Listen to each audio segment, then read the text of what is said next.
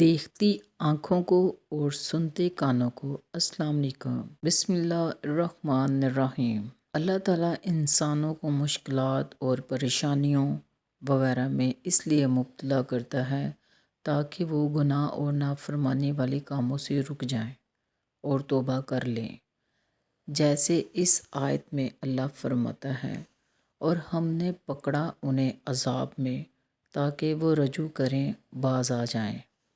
یہ آیت ہمیں یہ سبق دیتی ہے کہ یہ مشکلات اللہ تعالیٰ کی طرف سے وارننگ ہوتی ہیں، اس لیے جب کبھی کوئی مشکل یا پریشانی پیش آ جائے تو خوب توبہ استغفار کیجیے اور اللہ کی نافرمانی والے کاموں کو چھوڑ دیجیے۔ اللہ اپنے بندوں کی توبہ استغفار کو بہت پسند کرتا ہے۔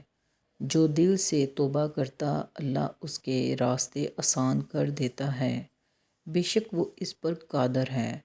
اللہ ہمیں توبہ استغفار کرنے والوں میں شامل کرے، آمین۔ اگر ویڈیو پسند آئی ہو تو اسے لائک کیجیے، شیئر کیجیے، شکریہ۔